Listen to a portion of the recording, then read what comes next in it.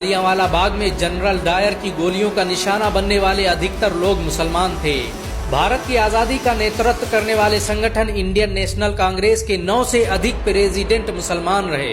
गांधी जी ने अफ्रीका में जहां वकालत की पढ़ाई की, वो कॉलेज भी एक भारतीय मुसलमान का था और वह जब भारत आए तो उन्होंने आजादी के लिए अली ब्रदर्स के साथ काम करना शुरू किया, जो कि मुसलमान थे। बहुत कम लोग जानते हैं कि 1921 में केरल के मुसलमानों द्वारा अंग्रेजों के खिलाफ लड़ी गई जंग में 3000 से अधिक मुसलमान शहीद हुए और 50,000 मुसलमानों को जेल में कैद कर दिया गया। ये आंदोलन मोपला मुस्लिम आंदोलन के नाम से जाना जाता है। 1942 में शुरू हुए भारत छोड़ो आंदोलन की रूपरेखा मौलाना अबुल कलाम आजाद ने तैयार की थी।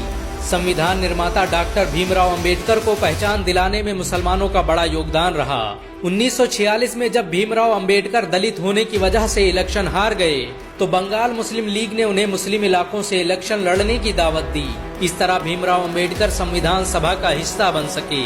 अगर मुसलमान भीमराव अंबेडकर को इलेक्शन न जिताते तो उन्हें कभी भारत का संविधान लिखने का मौका न मिलता। भारत की आजादी के लिए सबसे ज्यादा लेख, शायरी, गीत और किताबें मुसलमानों ने ही लिखी।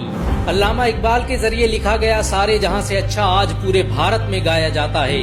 देश के लिए शहीद होने वाला पहला पत्रकार मौलाना मीर बाकर एक मुसलमान था। भारत की आजादी के लिए मुस्लिम राजाओं और महाराजाओं ने अपने खजाने खोल दिए। कोलकाता के हाजी उस्मान सईद ने अपना सब कुछ भारत की आजादी के लिए कुर्बान कर दिया। हाजी उस्मान की अमीरी का अंदाजा इसी बात से लगाया जा सकता है कि 1920 तक कोलकाता में बनने वाला हर स्कूल और हर बड़ी बिल्डिंग उन्हीं की थी। कोलकाता के पहले सुपर स्टोर कैश बाजार की बुनियाद हाजी सईद ने ही रखी थी, लेकिन बाद में उन्होंने अपनी सारी दौलत देश को दान कर दी और खुद एक किराए के घर में रहने लगे। अमीर हमजा और यूसुफ हबीब मरफानी जैसे मुसलमानों ने अपनी अरबों रुपये की संपत्ति देश की आजादी के लिए दान कर दी। सुभाष चंद्र बोस द्वारा अफगानिस्तान में स्थापित की गई सरकार में 9 में से 5 मंत्री मुसलमान थे।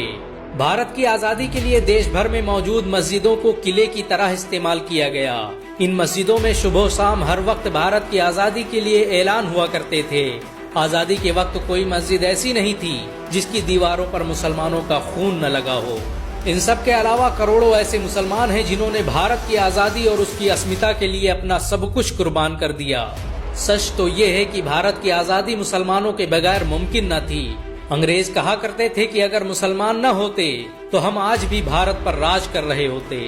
अगर एक भारतीय मुसलमान होने के नाते आपको गर्व महसूस हुआ हो तो इस वीडियो को लाइक और शेयर जरूर करें। ऐसी और वीडियो को देखने के लिए हमारे चैनल को सब्सक्राइब करें, घंटा जरूर दबाएं।